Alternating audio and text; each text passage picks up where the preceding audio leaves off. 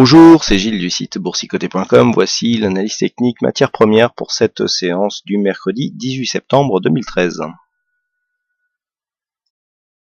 Nous commençons cette analyse technique avec l'or, donc l'or qui confirme ici la poursuite de son mouvement baissier, puisqu'après avoir hésité au-dessus de cette zone majeure des 1308 $ l'once, eh bien les cours de l'or sont passés donc sous cette zone durant la nuit, et nous avons retrouvé cette zone des 1308 qui était précédemment une zone de support comme une zone de résistance aujourd'hui, puisque si nous nous rapprochons, eh bien, il est évident que sur cette phase de hausse ici, l'ancien support s'est transformé en résistance. Donc bon, cela n'est pas une surprise, hein, on attendait une phase de baisse ici depuis le double test de cette zone de résistance long terme. Le mouvement est baissier, on est bien sous la moyenne mobile 20 exponentielle, on a des contacts répétés et agressifs sur la bande de Bollinger inférieure, ce qui s'est vérifié aujourd'hui.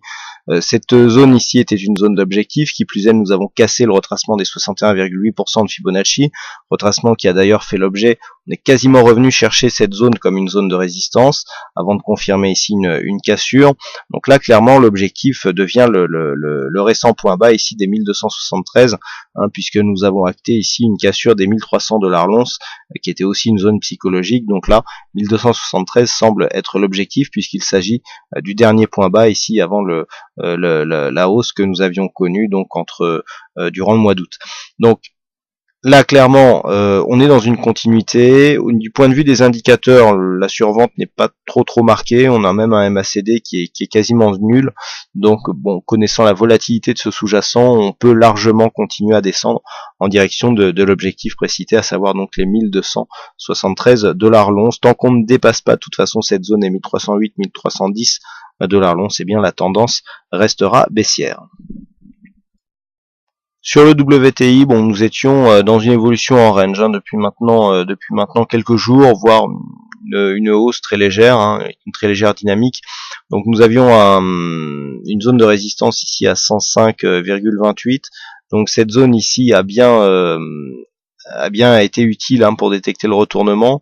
Le retournement avait été détecté légèrement avant par le MACD, mais qui nous a envoyé un quasi faux signal sur cette configuration, puisque nous étions quand même légèrement survendus. Retournement ici dans ce contexte, on aurait pu ici attendre un retournement sur cette phase. Bon, on a eu un enfoncement, comme quoi des fois il vaut mieux confirmer les points de retournement avec des zones horizontales. Et donc retournement, par contre on casse ici la moyenne mobile 20 exponentielle, donc on exclut tout à fait une poursuite dynamique de cette phase de baisse, et donc on remonte ici vers le milieu du range, hein, donc un range qui est toujours défini entre 105,28 et 110,84 $ le baril. Donc pour l'instant pas de grand changement, un fond de tendance qui reste légèrement haussier, mais une dynamique court terme qui elle est assez neutre, même si le mouvement très court terme ici semble être bien orienté à la hausse, avec un objectif ici à 107,75, donc sur cette phase très court terme. Donc sur une cassure de cette zone, hein, puisque cette zone représente le milieu du range, on pourrait revenir chercher ici à la zone des 110-110,80 $ le baril, mais bon, pour l'instant, sur le fond de tendance, on reste dans la dynamique actuelle. Et enfin sur le Brent, eh bien nous actons une continuité de la phase de baisse qui est très technique, hein, puisqu'après avoir ici été support donc sur la zone des 38,2% de Fibonacci à 109,62, phase de baisse donc depuis sa cassure ici, la cassure de son support, on a cassé ici la zone des 23,6, vous voyez que ça s'est fait ici d'une manière assez technique. Ensuite on a directement rejoint le 38,2, rebond, on est revenu sous le retracement des 23,6, on casse le 38,2 en deux temps, on revient ici sur le 50%. Là c'est assez clair, hein. Techniquement les retracements de Fibonacci nous donnent des très bons points de retournement sur cette phase de baisse, et donc suite à cela on revient ici sur la moyenne mobile 20 exponentielle, et qui plus est avec un contact ici sur le retracement des 38,2. Donc vous l'avez compris, on est dans une continuité de mouvement qui est fortement influencé par les retracements de Fibonacci. C'est assez rare de voir des mouvements qui sont vraiment au millimètre, hein, par rapport à ces retracements. Là on a vraiment ici, vous voyez, petite hésitation sur le 23,6, cassure, accès direct ici sur le 38,2, rebond technique sur le 23,6, ça se fait au pips près, on revient sur le 38,2, on casse, on va directement sur le 50%, là aussi au point près, et on remonte tester l'ancienne zone support donc des 38,2 comme une résistance. Donc dans la continuité de ce mouvement, eh bien on devrait se réorienter et repartir à la baisse, ce qui sera confirmé par la cassure de ce plus bas qui se situe à 107,41 $ le baril. Donc quoi qu'il en soit, le mouvement reste baissier, on est toujours ici dans une phase où les attaques sur la bolle inférieure sont relayées par des retours, des rebonds techniques sur la moyenne mobile 20 exponentielle, un petit peu attaqué sur cette zone, mais suite à la deuxième attaque, là on revient vraiment sur cette zone.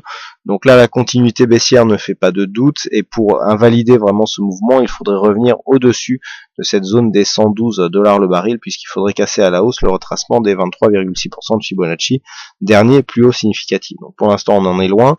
Là, on axera plutôt son action dans le sens de la continuité, à savoir poursuite du mouvement baissier sur un retour ici sur un rebond technique, confirmé ici par un retracement de Fibonacci et une zone horizontale qui était précédemment une zone de support significative.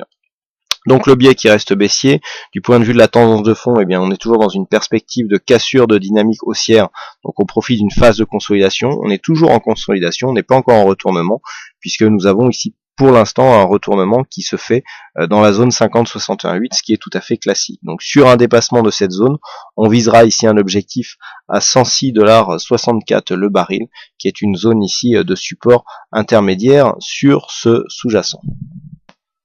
Voilà ce que nous pouvons dire sur cette analyse matière première. Il ne me reste plus qu'à vous souhaiter à toutes et à tous une bonne soirée, bonne chance dans vos prochains trades, et on se retrouve donc dès demain pour d'autres analyses techniques en vidéo. Bonsoir à tous.